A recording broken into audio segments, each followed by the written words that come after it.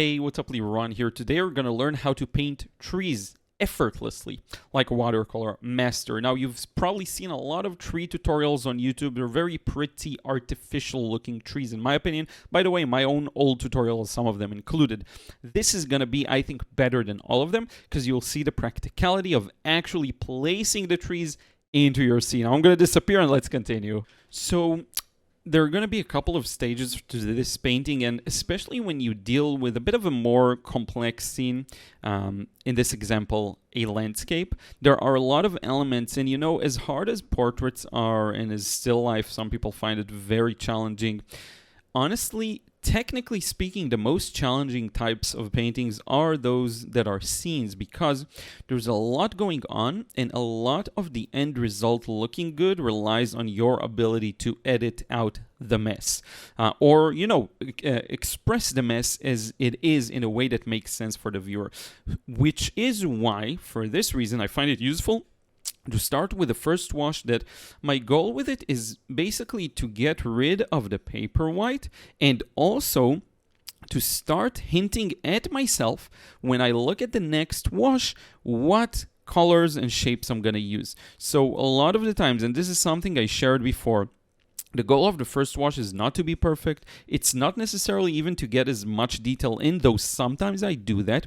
The goal of the first wash is just to help me see the shapes for the next wash. So the motif I'm looking at here is a lot of golden, red, warm colors for the trees and the tree trunks. That's how I envision them. They're actually quite gray in the reference, but I want to push them a little stronger.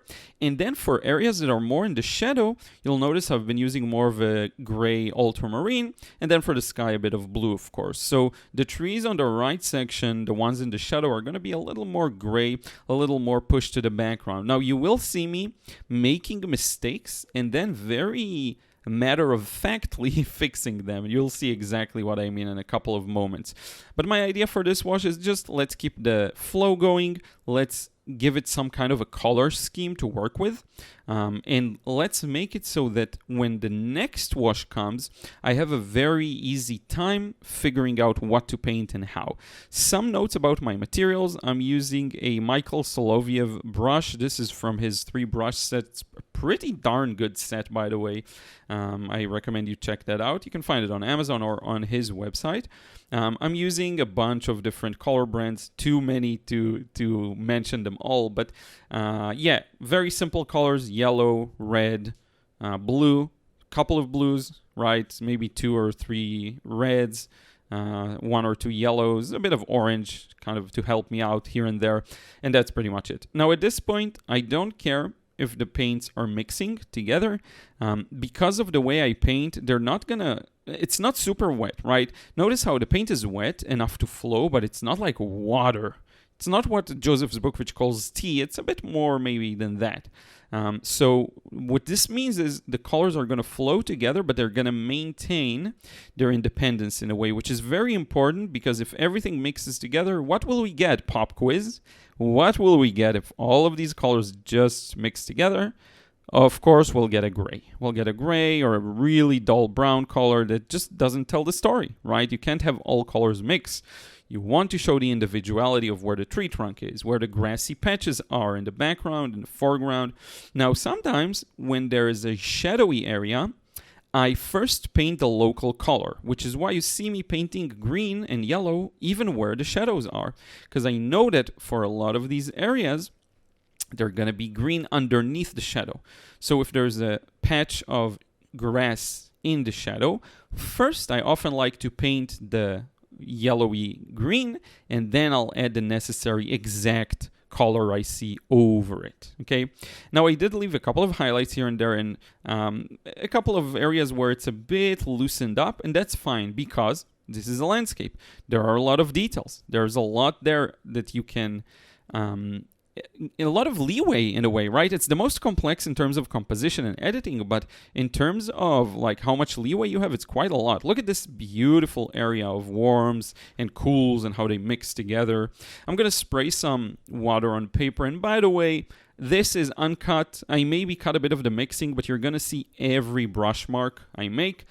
So I hope you enjoy that. And if you appreciate that kind of thing, I'd highly recommend you check out the Watercolor Breakthrough Club, which allows you to learn from me on a closer basis, get your paintings, feedback for them by me, and a lot of cool other perks. And if you want to just learn how to paint like this, you can definitely check out the frustration-free watercolor course. I'm going to put a link to that in the description box too. By the way, if you join the Watercolor Breakthrough Club, as of the filming and publishing of this video, you do get the frustration-free watercolor course and the Watercolor Realism course for bonuses. So feel free to check that out if you want access to the courses as well. You can cancel at any time the membership. It's not a big deal. But yeah, hopefully I can help you over there too. If you're a good fit and you, I think, are ambitious enough, honestly, because this requires a bit more. Now, here I am making a mistake. So this tree on the right, by the way, camera going a little blurry. That'll fix itself later. There we go. The tree, I painted it blue, right? And I told you it's going to be a little more neutral blue because it's in the shadow. Well, guess what? I was wrong. Liron was wrong. That's not what I needed to do. Because what you'll see later on is these trees are actually very strongly saturated despite being in the shadow. So what you end up with is a beautiful reddish brown color that looks fantastic, honestly, and that's what I should have gone for. But as you'll see, it's very easy to fix. Now, everyone always asks me, wet on dry. The paper is still wet. Look at the edges of the swipes of brush, the swooshes, the marks I'm making. Some of them start to spread out. It's subtle, it's gentle, but it happens. So areas of my paper are still wet. And that helps me because I can take advantage of this stage to establish some looser details that are still quite prominent. Like that tree that I painted blue, my plan was to have it melt a bit just so that it's pushed to the background, right? I ended up changing that plan, but it might have worked in a different composition. Might have worked to keep everything on the right cool and dull if I had been more consistent at it. I think the problem was I just did that tree and then expected the rest to still look good. Okay. Now you'll notice, again, wet and wet. While the green I placed is still wet, I'm going over some areas and strengthening it. Look, watercolor allows you this magical ability that while everything's still wet, you can go into it again and again and again and shape it up. Why not make the most out of it? It's like oil painting, only it's sped up like 1,000 times. Because with oil paintings, you do paint a wash and then let it dry, and it will spread out with time. Not everyone knows this, but it's actually what happens. Let me take a sip of my water here. Not everyone knows this, but oils are wet too. At the end of the day, it is paint. So acrylics is the same, but acrylics dries much faster. Oil dries a little slower, probably a lot slower, and watercolor dries a whole lot faster than everything. So what people don't often understand is, yeah, it's pretty much the same process. Now, there is a way to paint that allows me to really never stop and wait for things to dry, almost ever. And that way is I can match the level of wetness on my brush with what's on paper. So I never have to stop. I can decide to stop if I need to rendezvous with myself, figure out my next moves, but I don't have to. Because if things are still a little wet on paper, guess what? Use thick paint, it'll be fine. If things are really wet, just use a little thicker paint so you get wet and wet effects. There's a way to control everything. There is. Funny enough, the way to control it is not to try to control it, but rather paint what you see.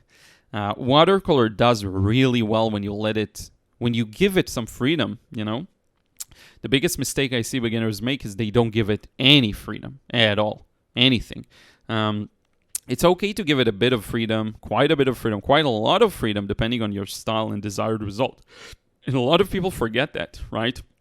And it's okay to try to control a lot of it, but I think where things break is when you try to control all of it. That is the thing that kills your results.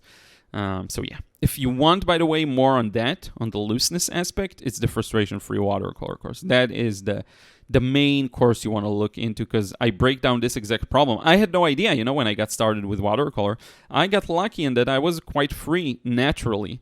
And I kept getting feedback of people that have a hard time letting go and just letting the paint do its thing.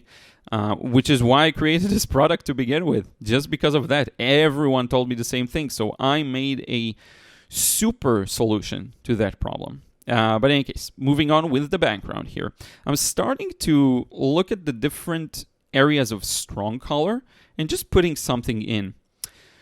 There is this concept, I'm actually going to talk about it soon on the Watercolor Breakthrough Club in a live stream, so I'll just tease it here. There's a thing that everyone does when they paint that really kind of destroys their chances of success. And it has to do with the belief you hold, actually. It's the belief that there is just one singular correct way of painting a scene, and you have to find that singular way. That thing is going to destroy you. I'll let you marinate on that.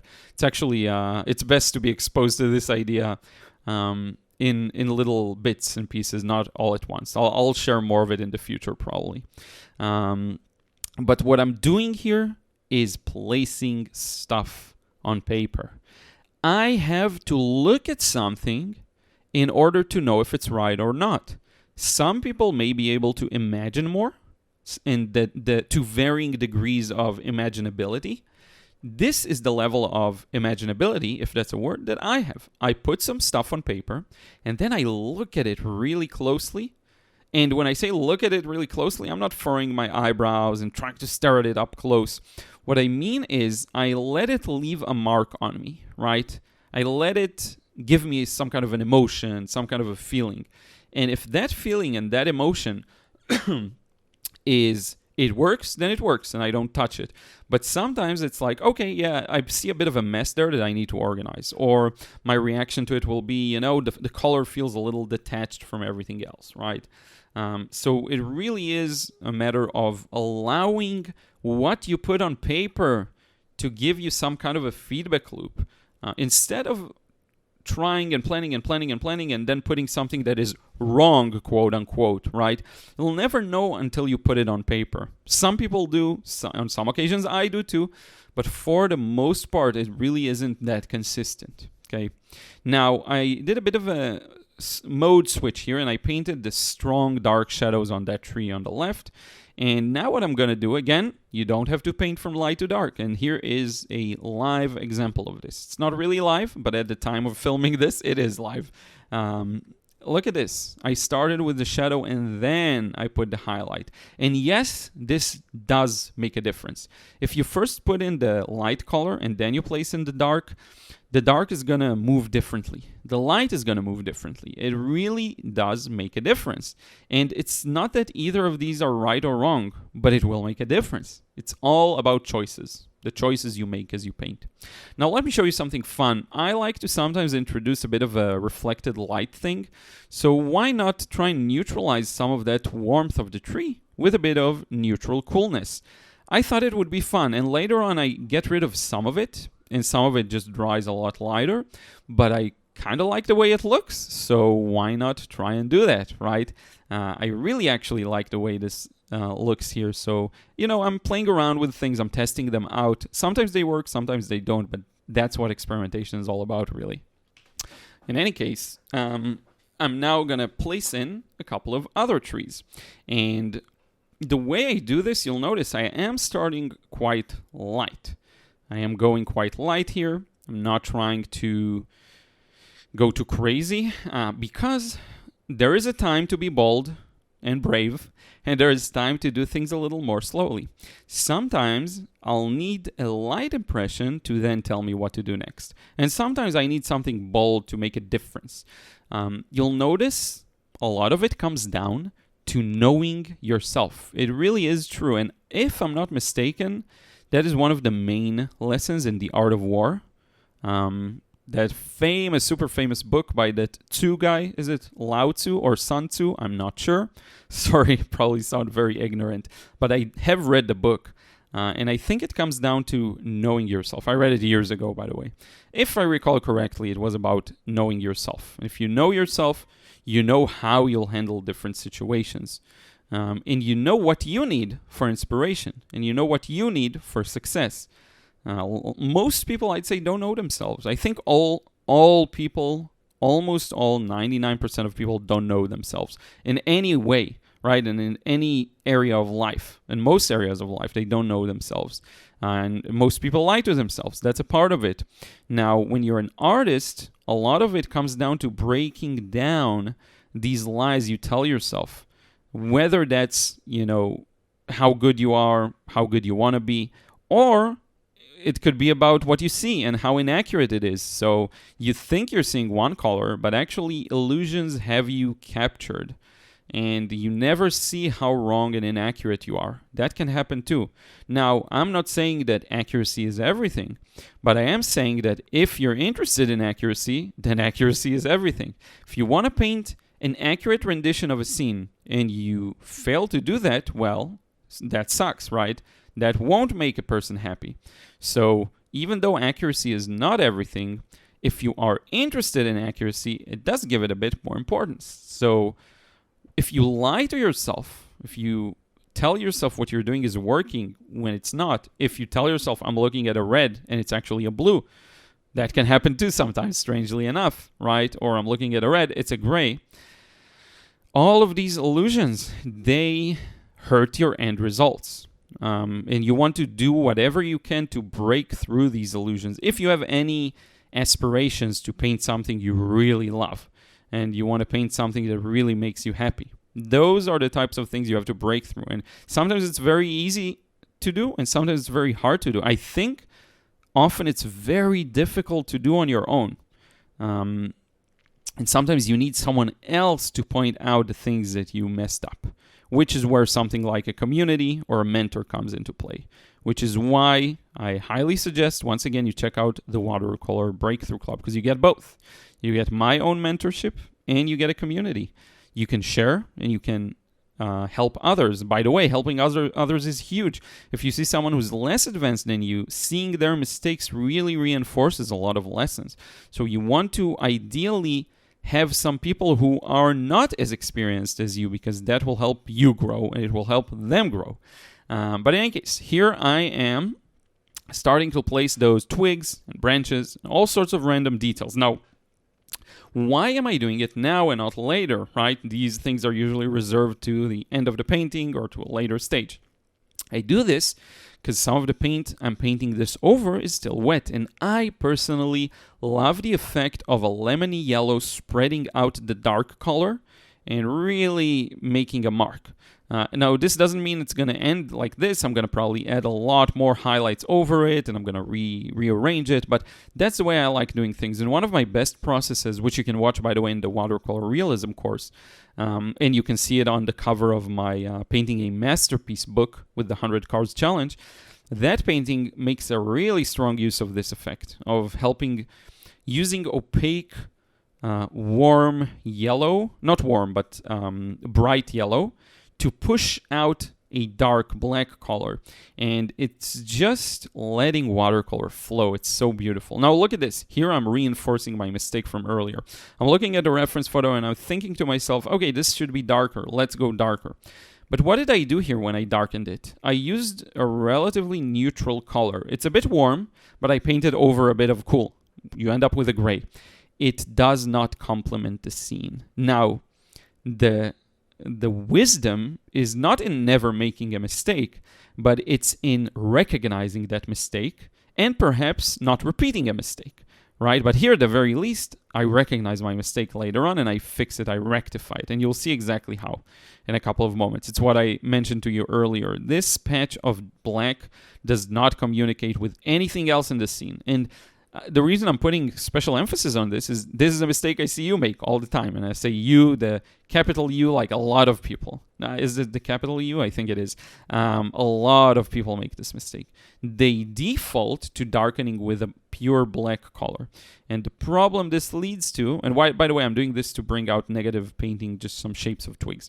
The reason they do this is they think it's the black, or sometimes it's laziness. And I mean the laziness kind that just makes you not think. Because if you would think you'd observe what you're seeing, you'd figure out, you know what, none of these shadows are black or perfect gray. They have some color to them. And I'll show you later on when I add some leaves and texture to the ground, you'll see how I'm using a lot of red to shade. Okay, you'll see that too. Now I pushed the brush a bit just to make it, give it a bit more texture for the leaves. But again, a lot of this is gonna be reworked with some more opaque paint above it. Okay, right now I'm in analysis mode. I'm like, okay, yeah, I think I messed it up. That's probably what I'm thinking right now. I even forgot to cut out that part from the video, but it's like I'm staring at it and I have no idea what went wrong. So sometimes you have these moments. It's kind of like an error moment where you know you've messed it up. And I told you I barely edited this because I want to give you a good look at what's going on when I paint. You know, very often we cut out, you know, people who post videos, we cut out a lot of areas because we want to make the video faster, more effective. But this video I'm trying to kind of select for people who are interested more in more detailed processes. Sometimes I'll do like a 10-12 minute video. Sometimes I'll squeeze this hour and something long video into a 20-minute video. But I would love to reward those who actually watch the full processes, those who want to see the full processes. You know, there's some of you here just using my other hand to splash some of that somewhat opaque paint over everything to give it, again, some details, interest, variety, whatever it is. Now, look at this tree that I just used black to paint. You can make a comeback from almost anything, right? As long as you haven't bet the farm, you haven't messed it up. You can, even from that, you can make a comeback, but who wants to bet the farm and lose, right? You don't want to do that. What you want to do is make small bets that compound and I don't mean bets as in, you know, betting on horses or anything like that or poker. I mean bets on like highly educated, calculated bets on things that you have a really strong confidence that will work, like yourself, for example, and your skills. That's a bet, right? If you're practicing and you're learning and you're investing a lot in yourself, that's a bet on yourself that this work will be rewarded, right? You want to make a lot of small bets that end up working, and that's what we're doing here. Now, betting the farm and losing would be like just covering the whole paper in black, and even from that you can return, but who wants to now start painting on a page that's full of black? You know, unless it's a gimmicky kind of painting, that's fun. But you see my point? It's just there's not much sense in doing that, so this is why I'm making these splashes and details and hoping that the impression slowly reveals itself to me, right? Same with these shadows in the background. And notice here I fixed my mistake. I'm shading with really strong greens. Not black, not gray, greens. And look at this. I'm going to add some brown to the very bottom there because what you'll notice is a lot of these greens actually turn to brown. Hopefully I edit. I thought I do, but I think I'm defaulting back to a very dark paint, but that's fine. Now, you might be wondering like how I'm going to paint all of these branches and all the details, and there's tons of highlights and all of that. You're going to see everything, but the easy answer to that is I am using opaque paint freely. You'll see it later on, right? Now, I felt like I need to start rendering some details on the ground. Here, I actually make a mistake again. I go with just a black color, like a gray kind of black color. It really doesn't play a role here. I also covered the highlights from earlier. You know, at some point you got to pivot. I know I'm going to have to darken the whole thing, so I cover it up. That's the thing with bets. You know, sometimes they work, sometimes they don't. Sometimes you will see some of them. So some of the areas of the tree that do show under that dark I just put, they will have a role there. So in a way, it's almost like betting on learning something that ended up not helping you for the thing you wanted, but then suddenly you do something else and voila, it was useful, you know?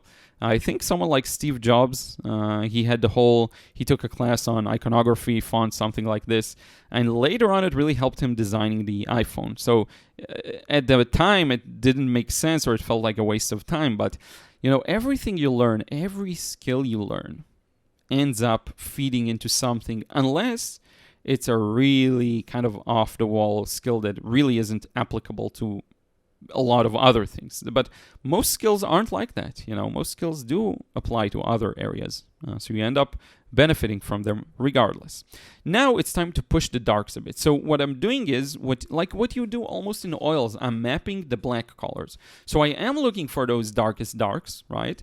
And I'm trying to start establishing them. Now, why do I do this now?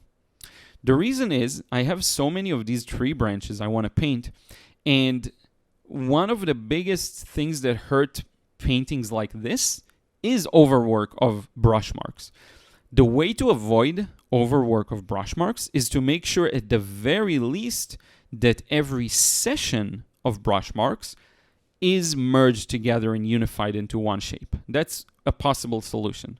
So I'm making sure that some of the branches that touch these darker areas do touch them and mingle together and merge together, right? That's a big thing. You want to make sure that you do that if at all possible. People think sometimes if it's a dark color, others won't notice. And sometimes it's true. You don't notice when one wash ends and dries and then another wash is painted next to it or over it. But often you do. Often it feels different. It's hard to explain, but it feels different. So I'm essentially connecting the dark layer. And what happens is I have lights, I have darks. What I'll have to do in a couple of moments is help them meet in the middle using the mid values. And here's the concept for you, right? Here's a concept many people forget. Light, mid, and dark values. Most scenes have all three. Some will be more dominant than others, depending on the scene. Sometimes there will be a lot of darks, a few lights. Sometimes there will be a lot of darks and mid values and a little lights. Sometimes you'll have mostly lights and some small darks. Think of a sunset, right? A really dark, close to ending sunset or an evening scene. You'll have a lot of darks and a lot of mid values, but you will have just a small amount of twinkly city lights. But a day scene, when you look at not even a landscape, but like a road, an open road, you'll have mostly light to slightly mid values and very little darks. But the point is they all play a role, and usually all of them are present. And one of the biggest mistakes I see beginners make is they forget about the mid values. They have the darks, they have the lights, they don't have the mid values. And check it out.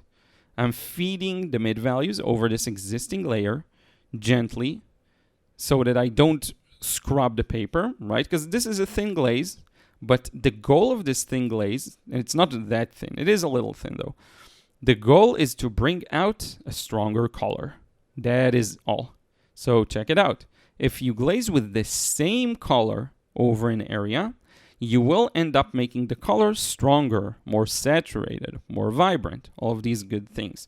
And we also pushed it to be a little darker, so now the grass feels more like at least grass, and it feels more like a part of the scene, which sometimes they don't. Sometimes they don't feel like that if it's too light. And mind you, I still don't have the most accurate color, but that does not matter. What matters is I have the value range to show. Okay, and then it's back to tons and tons and tons of tree branches. It's one of the most strongest characteristics of this scene, really. But yeah, more and more and more of these branches, twigs, trees. Some of these paintings, which is why I commented that first comment I made on landscapes. Yes, it is a challenging subject for multiple reasons. Composition, figuring out how all the colors work, all the values work. But also figuring out what all the details look like and being able to see a path, not a clear path necessarily, but some kind of a path to an end result. And knowing that you will manage to get there, even if you don't know how. The ugly stage, quote unquote, which often isn't that ugly at all in my opinion, is a lot longer. It stretches longer for these kinds of paintings. Okay, that's another mental challenge, but it is there for sure. It's not only mental, it's also logistical. Now, here I got a bit of an insight. Yeah, these trees, they shouldn't be like a gray or a black. So I tried glazing over them with a bit of quinacridone rose and a bit of yellow. But I'm going to realize soon that I need something better. And you'll see exactly what I mean by that. I told you I'm going to bring back those colors, make a lot more sense. And I think it's one of the coolest parts of this process, just to see it come together. And it does include a bit of interpretation on my side. So I have this beautiful orange color, and I'm going to glaze stuff. Again, like we did for the grass earlier, we're doing pretty much the same thing for the ground. Now, when you do this, make sure you use a large enough of a brush. I kind of defaulted to this one, and it took a while. You'll see me working it from left to right. It took a while. It should be easier and faster, okay? One more thing is this color may seem too strong, right? When you look at the reference photo, it's not that strong. And actually, that was a bit of a planned thing, because sometimes when there's a large open area like the ground, I do like to show some variety of it. And one part of getting that variety is the colors, right? It's so difficult to paint each and every leaf on the ground and each and every twig and every highlight and every shadow. It's really tough. So you don't have to do that. You can hint at details by putting in lots of colors, spraying some water, leading to some textures, and getting basically the water to do some of the work for you. I took another sip of my water, and now it's time to bring back some of these shadows. Check out this timing, perfect timing. The paper is starting to dry because the paint I put earlier wasn't that wet.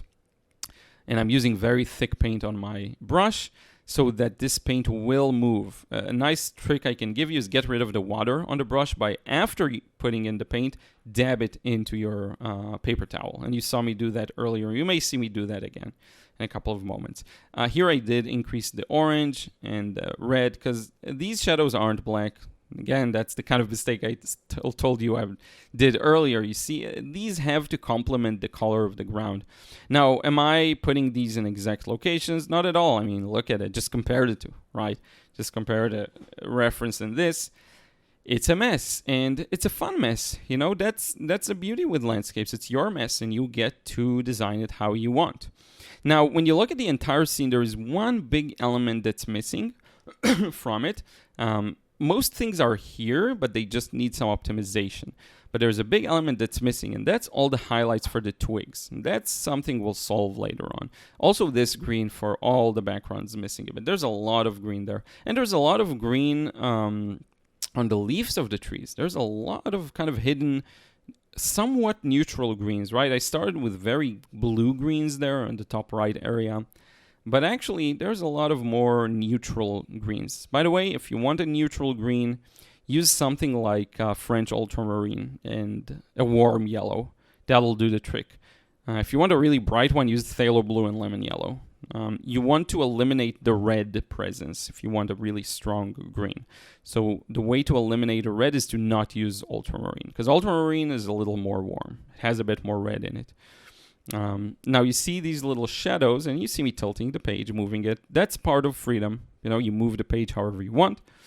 These little shadows, they mean a lot because there seems to be like a pretty large, slightly darker area there within the grass. Now, I did interpret the light parts of those carpets of grass, always it's big areas.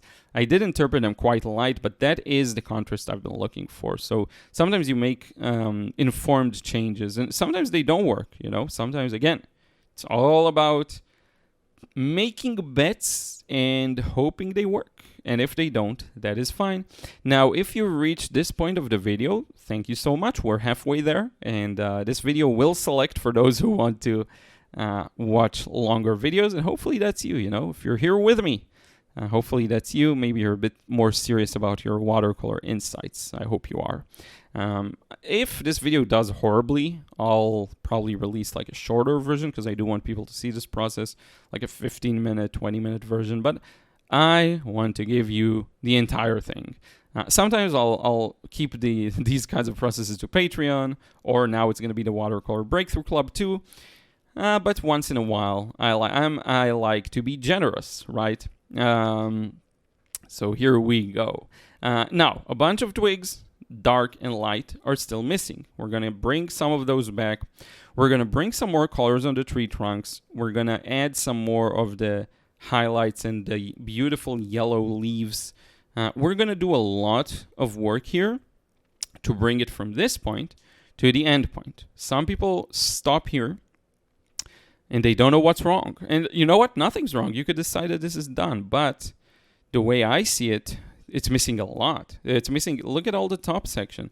There are so many trees, tree branches and groups of leaves that we have barely begun putting in. Now, the brush I'm using is also from Michael Soloviev's set, the same 3-set brush. This actually has a huge benefit to it that I haven't seen many other brushes do. It's a rigger brush, so it's thin, good for thin, long lines, but it also has a thick base, so that gives it really good water capacity. So you can do these twirly little movements on paper. You don't have to recharge it every second, which is a big advantage. So yeah. Notice how a lot of these tree branches, they cast shadows, right? You see behind them, you see the shadows they cast. There's quite a lot of complexity to these kinds of scenes and details. So when you have a branch, it will cast a shadow on the trunk. It will, if it has a highlight, the highlight will obstruct other dark areas, and you'll see this in effect in a couple of minutes when I start adding these in. There's a lot of complexity involved in these types of details. And I think the key to being able to paint them is to recognize them. When you look at them, if you can see something, if you can recognize it, you will be able to paint it. This is how people with no experience, look at this rare moment, Liron cleaning his palette. I left this part on purpose on this video just to show you. So funny enough, yeah. People with no experience in watercolor, but they do have experience in other media, the technique is not that big of a block. They end up painting their vision. It won't be as polished, maybe as someone more experienced in watercolor, but they do a pretty good job at it. And that's the kind of raw magic. When you paint and you're true to your vision and you're able to see things, you understand some of the basics of light and shadow, or reflected light, of how light makes a color more vibrant, less vibrant, you know. These understandings, they do end up helping with your results. And by the way, the reason we love atmospheric scenes so much, and I know I can say we because I know so many of my viewers love these. You know, think about someone like Alvaro Castanet and Joseph Zbukvic, right? Highly, highly atmospheric. We can throw in Dusan Dukarik here. We can throw in Praful Sawant, wonderful painter. I don't think I've covered him in Painting Masters yet. I need to. A lot of people have asked it. But in any case, these painters, they work, Wendy Arton, same thing. They work in a very atmospheric way. The reason we love atmospheric scenes, and this might be like a huge insight to many of you, is when the sun is in a very specific place in the sky that it affects the entire thing in a unified way, it leads to a very clear and a very satisfying impression. So Joseph Zbukvic's gray cityscapes, the grayness comes from it being a wintry day, and it's overcast, and everything is gray, and it unifies the whole thing. Alvaro Castanet, same thing with sunlit scenes. Here, look at this yellow wash. Very important. Very important for me to bring back the color. It's not there in the reference photo, but I want this tree trunk to glow. And it is going to dry lighter, right? It's not going to be as strong as you see it now. You have to take that into consideration. But in any case, back to our point, someone like Alvaro Castanet, he paints sometimes very strong sunlight scenes, right? It's not, he doesn't paint the sunlight itself, but he paints the cityscape under sunlight. And that also unifies it, turns the scene into a collection of warms and grays. There's something very satisfying about that. And there are some other artists I've been following, not watercolorists, that have fantastic understanding of colors. They're just so good at it, and they are able to really interpret and invent a scene in a way that's so creative and simplifies it, you know? And I think there's a lot of cleverness and wisdom and mastery in taking a scene that is full of colors and completely changing the colors and making it better than the photo, right? I think that's what we all aspire to. The photo, the view, the still life arrangement, you want to surpass it. And it's very hard to surpass it by competing with it. So never compete. Do not compete. Do your vision, whatever that means for you, right? That is far more useful than competing, okay? So here we are, adding more of these opaque details, spraying some water, helping it spread out a bit. And while I have this color, I'm going to spread it out throughout the entire scene. I'm going to use it to paint a lot of the different areas. It's just way more effective to do it this way, I'll already have it. Why not? So I go over essentially the entire thing, and I just place a bunch of these yellows. And you know what? It's easy to overdo, but it's also very easy to scale back once you discover you have. So if you have overdone things, one thing that can help, remember, what's the solution to any problem in watercolor? There is one solution, another pop quiz for you. What is it? One solution. It is, I'm going to give you a couple of seconds to think about it. You ready? The solution is water. You want to use water, because what water will do now, if I spray the entire painting, it's going to only spread out the most wet paint, because the paint that's dry mostly has settled. But what I'm doing right now, it will help spread it out, make it a little less bold and less prominent, right? Now, I don't want to do that necessarily just yet.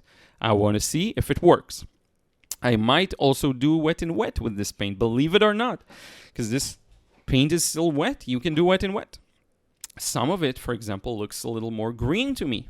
So you could, in theory and in practice, add a bit of green. Make it more of the, sorry, I adjusted the mic. Hopefully that didn't do much noise.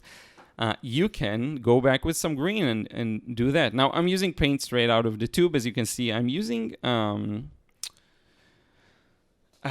I forgot the brand. Silly me. I don't know why I'm blacking out on it. I'm using it all the time. But in any case, yeah. So I'm using this kind of somewhat opaque yellow. This is what's beautiful about these yellows. They do tend to be a little opaque. They allow you to bring back some highlights. And again, if you have any problems, you just spray some water on it. By the way, I find that, here we go, by the way, cleaning the palette again. I find that just using a slightly damp paper towel can also help you spread out these paints. Now, we've come to what is probably one of the coolest parts of this painting process. And that's going to be adding all of the opaque paints. And that's a really fun one. The main ones for the branches. Because remember, I told you that's one huge element that's currently missing from the scene. And look at how much it's going to do and how fast it's going to happen. I want you to remember where we are right now. Check it out. One branch made a huge difference, and we're going to add them all over the place. Now remember, sometimes they're obstructed by other details. Sometimes they obstruct other details themselves. All of these things, you take them into consideration when you paint the branches. You very naturally do some breaks in them. There's a lot of ways of doing this that make it way more believable, right? If you just go ahead and throw in a bunch of these, maybe it'll work out. Sometimes it won't, okay? So just something to note. Whatever you do, if you do it skillfully, it's better. And a big skill is intuition, knowing how to do it in a way that works intuitively. And intuition does improve with experience. That's the thing. I do talk a lot about instinct and intuition. Well, if you don't have it yet, paint, because you will gain it. You can gain it from watching other people paint too, by the way, like watching this tutorial. And you can gain it from watching yourself paint. How's that for a twist, for a plot twist? But one of the best ways to get it is by the help of someone else, which is why, once again, I would recommend, if you're interested in that kind of a thing, check out the Watercolor Breakthrough Club. You don't have to search alone for all the answers. You can get a lot of answers and an immediate leg up, right? If you join the club, get my own feedback on your paintings, you know? It's not even about improving fast. I think it's more about ensuring that you will get to where you want to be.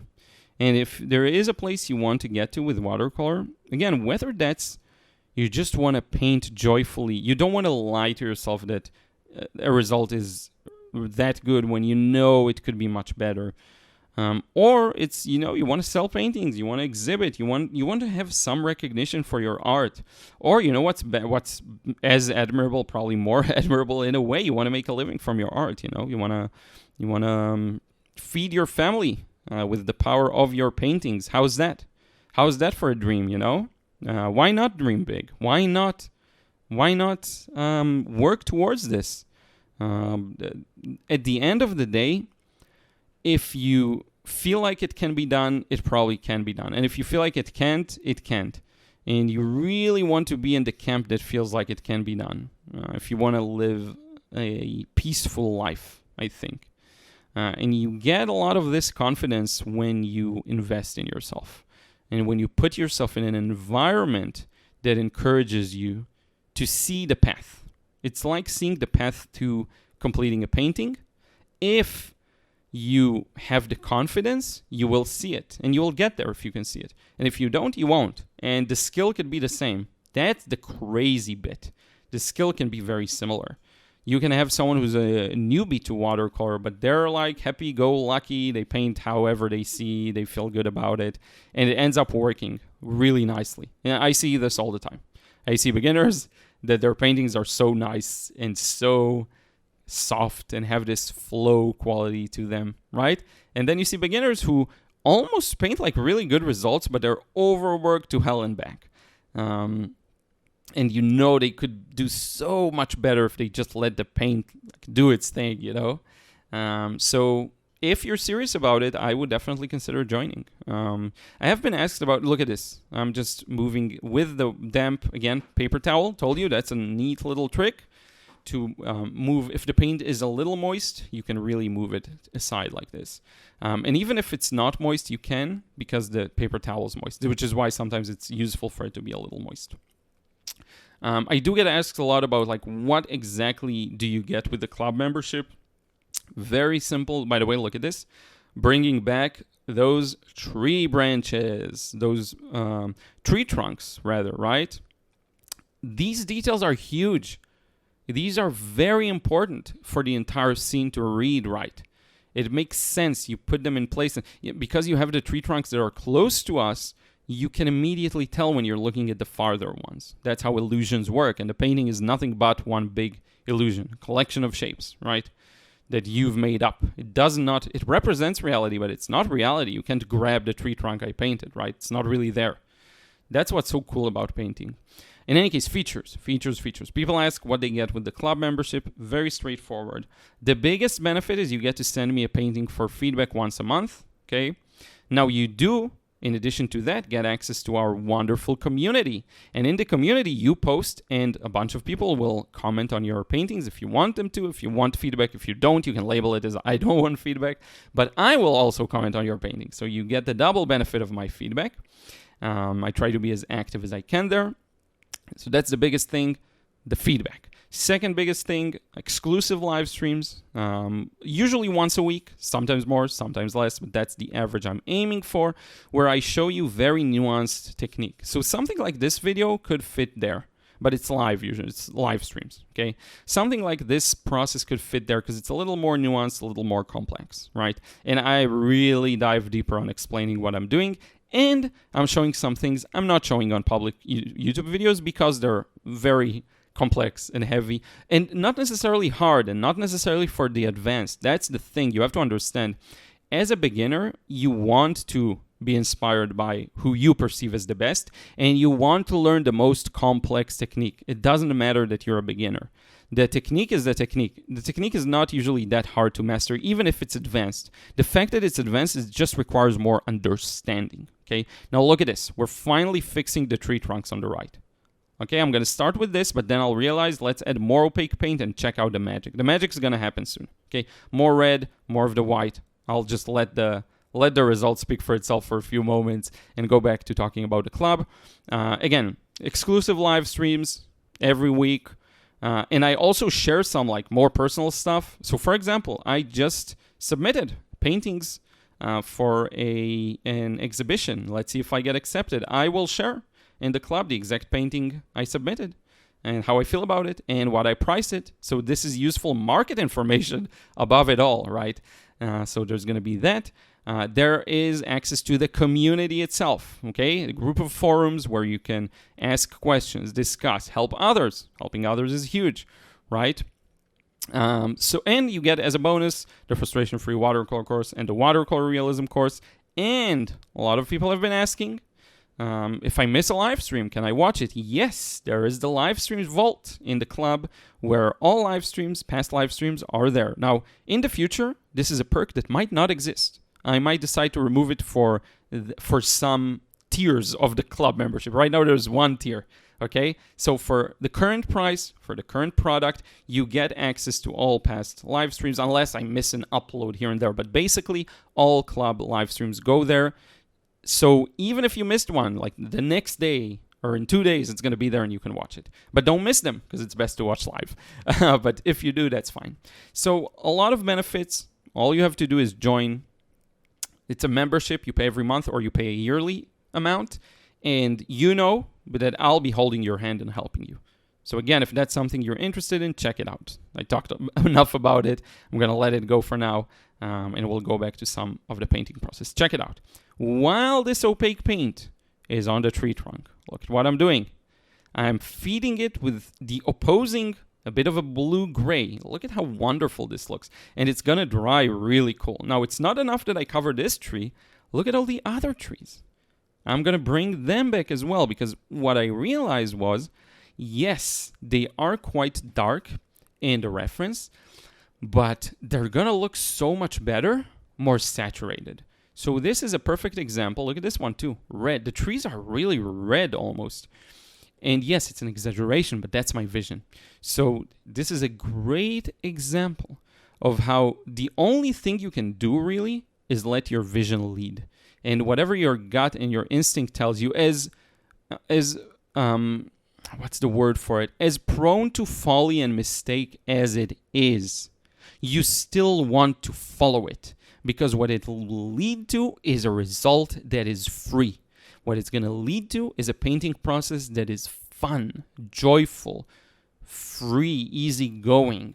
So you still want to follow your instinct, even if you suspect it's wrong, because the instinct will sharpen itself with time. That you don't have to worry about. That will happen. But the worst thing you can do is be stifled and rigid, not enjoy a second of it, and get a result that doesn't feel like you. To me, that's the most tragic bit, you know? And that's the risk, by the way, of just following tutorials. So if you're just following tutorials and painting like other people, you're painting someone else's second-hand impression. What you want to do is get in tune with your own impression, right? And tutorials are great. Don't get me wrong. You learn technique. You get inspired. Inspiration is huge. Inspiration, it's not something you can rely on consistently, but if you feel it, you definitely can ride that wave, you know? So inspiration is huge. So why not make use of it? So that's another thing that tutorials are great for. Tutorials are great for exposure, being exposed to something you weren't familiar with. But at some point, you have to paint your own paintings. Make your own mistakes, learn your own insights, and start carving your own style, you know, not painting like someone else. That's the biggest tragedy. There are so many, I'm just going to say it flat out, Joseph Zbukvic copycats. So many people that think they paint in an original way, but they've been watching too much of the Z. They need to do a Z detox because they'll never paint like Joseph Zbukvic, and there's no reason to. Joseph Zbukvic would tell them, don't paint like me. He doesn't want you to paint like him. He wants you to paint your original way, right? He's a wonderful teacher, not only painter. He knows that the most fun is done when you paint your own way. That's how he does it. That's how he says it. My technique is, it's super original. My results are very original because they developed in a vacuum. I didn't have any DVDs. I didn't learn from anyone, right? So yes, it's good for inspiration, watching tutorials and all of that. It's good here and there, but you want to offset it with your own experience. That's the thing I would say. Your own experience, your own paintings, feedback on your own paintings, not of what I would do differently, or what any other artist would do differently, but on what opportunities you didn't make use of. What are your strengths? Things you're not even aware of that you do really well and no one else does. Don't forget, I've been looking at paintings for a decade now of so many of people watching the videos of, on Instagram. I've seen it all. It really is. I've seen so many paintings that I can tell immediately, if you have something that no one else has, I'll see it, Not everyone can see this kind of a thing, and not everyone should, right? But that's something that I feel like I have as a pretty nice gift. So now we're at a really nice point. We're pretty much almost done. What is left now, this is the point where I personally would feel confident to call this painting done. Earlier, I wasn't. And a lot of people would be, I was not. But here I am. So what we're looking at is just a couple of touches. So here are the things I want. I want to add some greens, as you see here, to some of the yellows. Because if you look at the picture, they're a little more green, like overall. Now, I don't want to paint the picture. I want to paint my own impression, my own almost spontaneous result. So I'm keeping it still pretty much yellow, but with touches of green. You'll see. And then the ground feels a little empty. I would love to add more details to that. Some of the, whether it's leaves or highlights, things of that nature, I would like to add. Maybe there are a couple of tree branches to be added, maybe not.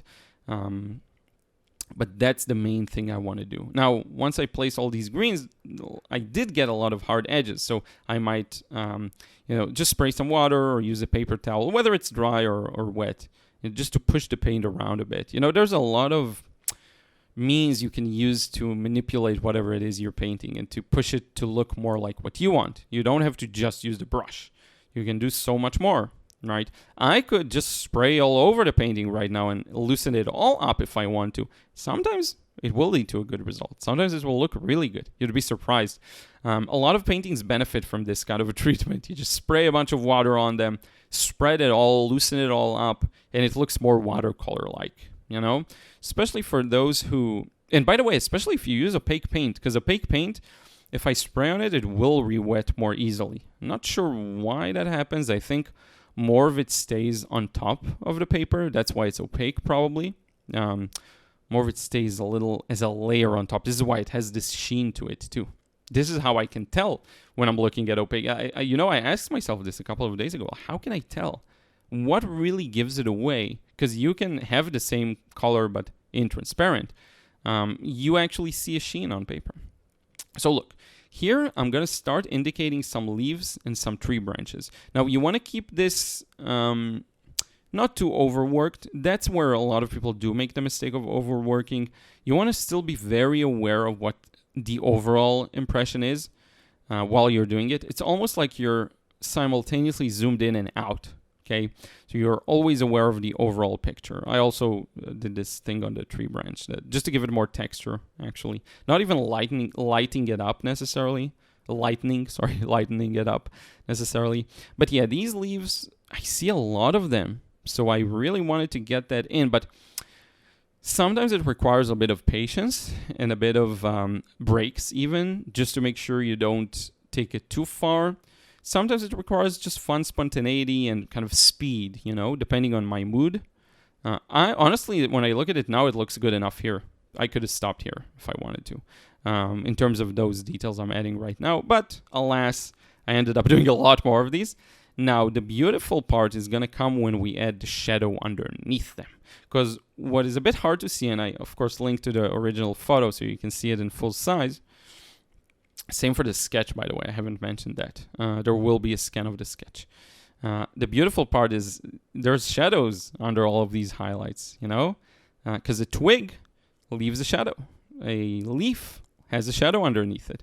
And you don't necessarily see these consciously when you look at my painting, but it does help you read and understand reality. Because remember, not even a lot, I think all of what we see circumvents the brain in a way, right? The brain interprets the signals from the eyes, but you don't have to consciously think. It's not the conscious part of the brain, or the self-conscious part of the brain even, that interprets what you see. The interpretation happens immediately. Why? Because it was a necessity for survival. You see a snake, you don't want to start contemplating the kind of snake it is or whatever. You just want to react. So if it means running away, you're running away. If it means trying to grab it, try to grab it. If it means not moving, not moving. You don't want to think about these things consciously. So all of these leaves, all of these tree branches, your brain knows what it's looking without you thinking about it. So when the shadow underneath them comes, your brain, your unconscious brain, has a much easier time interpreting what it sees, right? I hope that makes sense. That's a bit of a science class. Now, of course, I'm not an expert. I'm not really sharing scientific facts here.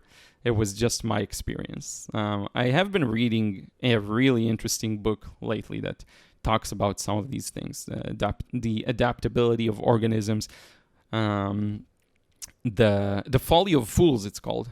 Actually, there's a big chapter there on evolution and how different mechanisms for, what's the word for it? Not illusion. What's the word for sneakiness? I need a thesaurus. He's mentioning it all throughout the book, and I forgot it. There I go. But yeah, that little survival mechanism, right? So eyesight, it's a big part of human survival. Thus, you end up with something that knows when a painting is inaccurate, even if you can't explain why, And that's a big part of understanding the visual reality around you. If you understand light and shadow, and if you understand how they work, then you're able to consciously tell when something's not working. Instead of just looking at the painting and wondering, gee, I don't know why doesn't look good, right? You don't have to wonder, and you know what to fix. That's a big part of getting feedback, external feedback on your paintings help. Now look at these shadows that I have teased so much so far. I'm using a red. I'm not using a black. I finally learned my lesson, right? Finally learned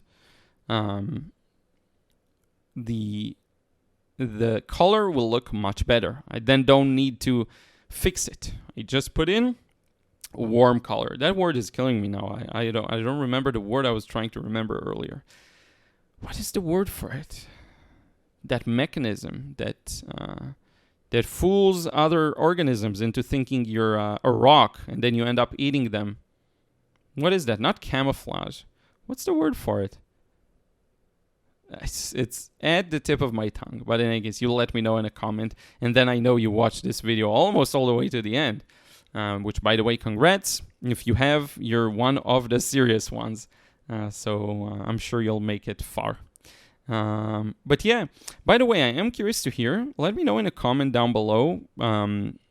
First off, what's the biggest insight you've gained from this? There's still a bit more to go, but what's the biggest insight you got from this video? And if you don't mind sharing where you're at with your watercolors, are you happy or not? What is a thing that is currently hurting your results, that you feel like is hurting your results, or something that you feel like prevents you from being where you want to be?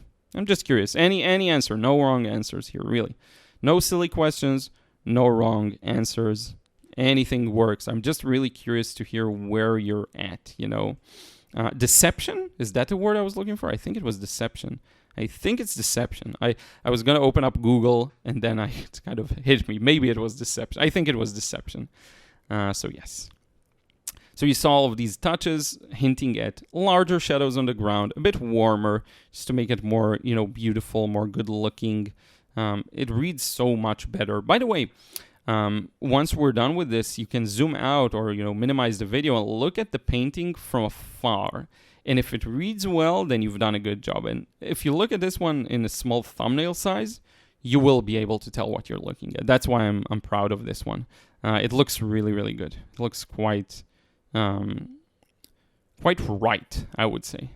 I don't even remember. What am I mixing right now? Is it for the dark twigs?